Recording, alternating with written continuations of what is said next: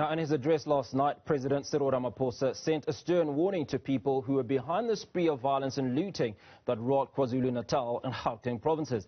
He promised the nation that authorities will leave no stone unturned as they go in search of instigators. Ramaphosa also outlined plans to rebuild following a week of destruction. To discuss that, I'm now joined by EFF's Head of Presidency, SinawoTambo. Mr. Tambo, very good morning. Thank you for speaking to us. What is the EFF's position on the incarceration of Jacob Zuma? Morning and greetings to your viewers, Hugo. I think firstly it would be remiss of me to not comment on the Democratic Alliance's frivolous charges that they have opened against the president of the EFF, because it seems like the Democratic Alliance has become an alliance partner of the ANC and the regime of Cyril Ramaphosa, and they have made the economic freedom fighters their project in chief. So we must be able to speak against their lack of political program and them resulting in turning the EFF into their own program because of their alliance with the regime that they are a proxy of. And on the incarceration of President Jacob Zuma, I think we have articulated our position that we are in support of our constitutional democracy, and we do think that the rule of law must be applied to all people equally.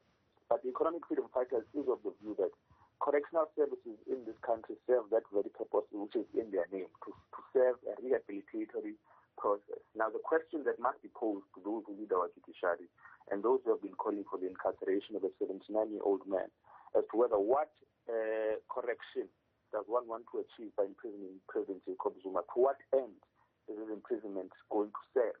What is the purpose of imprisoning a 79-year-old man who has retired from public office, who has removed as a state president for all of the corruption crimes that have been leveled against him? So the economic freedom fighters is of the view that the imprisonment of President Jacob Zuma is unwise, it's unfruitful, and it serves no real consequence to broader society. Instead, the courts have been turned into a matter of saying after school is after school, we are going to prove that. Well, Mr. Tambo, if you allow me to come in there, I have to challenge the fact that you suggest that it is of no consequence. I think the fact that we've had this amount of carnage in our country over the last week that has been attributed to the imprisoning of Jacob Zuma speaks volumes to the impact of whether he's incarcerated or not. Absolutely. I think maybe you did not hear my point quite clearly. I'm saying his imprisonment is of no consequence to the broader fight against corruption, because he's not someone that needs to be corrected and rehabilitated in order to come back into society and serve a positive purpose. He's a 79-year-old man who was removed impromptly from office.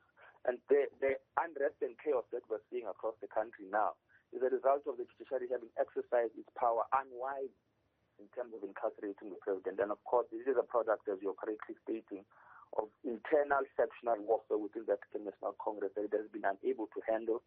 And those who are aligned with President Jacob Zuma are now voice their distress or unhappiness with his arrest by causing chaos in the country and leading insurrection, as it has been put across the country. And of course, our people who are overwhelmed by their poverty took advantage of that situation and embarked on programs of looting, which they can't really be condemned for, because they are the ones who are suffering the incapacities of this regime. They are the ones who are suffering the incapacity of this country to be able to uplift millions of people who are wallowing in our townships, unemployed, and outside of on the outskirts of our economy.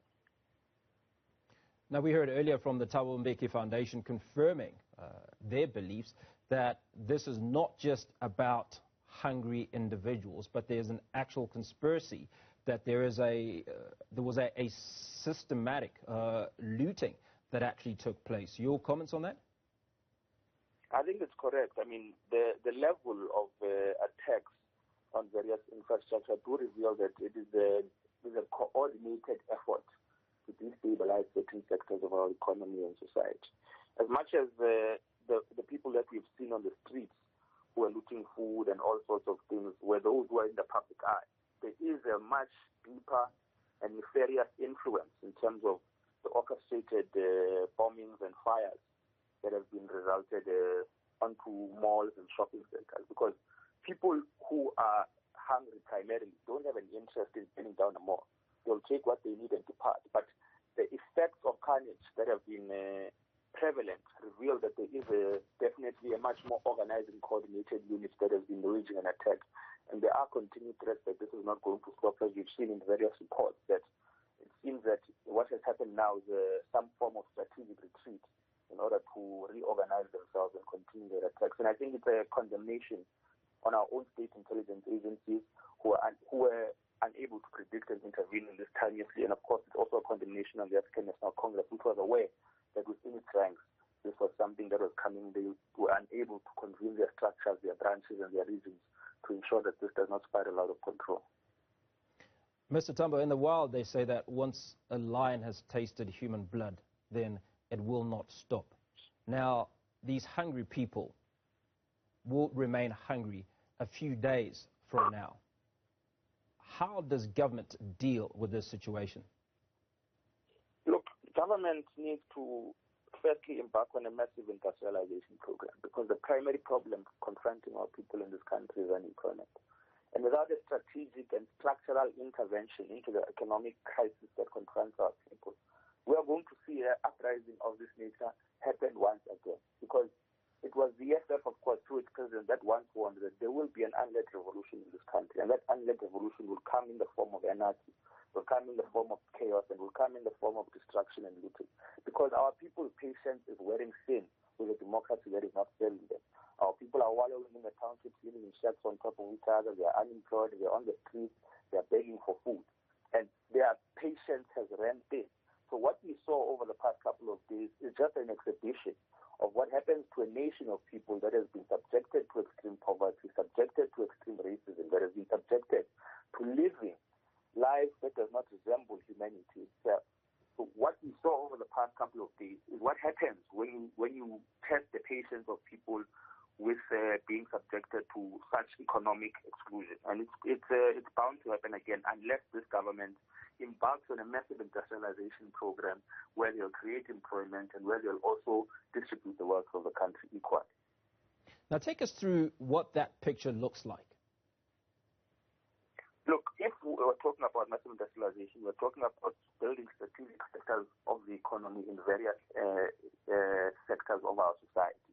So strategic economic zones such as harbors, ports, factories must be industrialized. And of course, the economic freedom fighters is of the view that South Africa participates in unnecessary importation of even the most basic goods. We import washing rags, toothbrushes, nappies, as we saw in the harbors that were being looted in Durban. So we import basic things that we should be manufacturing and building ourselves. And those things, if they were manufactured locally, and businesses and entities were built and capacitated to do that, such instances and such interventions would create employment. We need to be able to do such massive economic restructuring of our society, because the dependency of South Africa on foreign direct investment, as if that is something that builds an economy, is foolish and amateurish. So we need to be able to build an independent economy, a self-sustaining economy that cooperates, of course, with local African countries within the region in terms of trade and in terms of easing means of production and trade intercontinentally as well. So it needs a much more strategic economic program that is not dependent on the World Bank and IMF and all sorts of entities which come with political restrictions on the loans that they give nations. So that is what needs to be done in South Africa in order for us to be able to achieve a level of economic freedom that will quell the tensions which are racial in South Africa as a result of the wealth being monopolized by minorities. So that's just one of the first steps that the EFF would suggest. Now, as a party, are you pushing for any policies that would support young black entrepreneurs or black individuals in this country? I mean, we will agree that black economic empowerment has not quite achieved the results it was expected to achieve. Absolutely. And that black economic empowerment has not achieved what it's supposed to achieve because of a parasitic state that is led by parasitic individuals. So it's not necessarily the policy itself that is conceptually a failure, but it's because the people who lead this country are so self-obsessed in accumulating wealth for themselves. So we do need policies that speak directly to the past of this country, which is racial discrimination that has structured and manifested itself into the economy and all forms of organizing our society. So we must have economic policy that speaks directly to changing what constitutes the past of this country. And by doing that, the EFF, of course, has a variety of policies that it has proposed to government that speak directly to that. I mean, we've said that government must cease, for example, its outsourcing services that it has relied on Bidvest and the entities of that nature, which we are of the firm belief have funded Cyril Ramaphosa's entire presidential aspirations and campaign. If our state were to be able to identify and fund and build black businesses, black individuals, and of course the black business sector in general, that would be a policy perspective and the position and submission that the EFF would make. So government needs to stop being dependent on white-owned entities that bleed the state dry. It needs to stop outsourcing its capacity to build energy generation, which is the current program in this country, to independent power producers that basically extort the state in terms of energy production. So we need to be able to diagnose that the fact of the matter is there is a white monopoly capital, and this is not a term that was cooked by any advertising or PR agency. It's the objective reality in this country. There's capital that has monopolized itself, and it's racialized, and it is white. And it has taken control and has maintained control of South Africa's highest forms of economic means of production since time immemorial. And we must be able to firstly destructure that and then introduce a system that prioritizes the majority of our people in the economic sector. SinawoTambo, EFF's Head of Presidency, thank you for your time this morning. Need speaking out against white monopoly capital and the need for government to come up with structures that benefit the majority of South Africa's black citizens.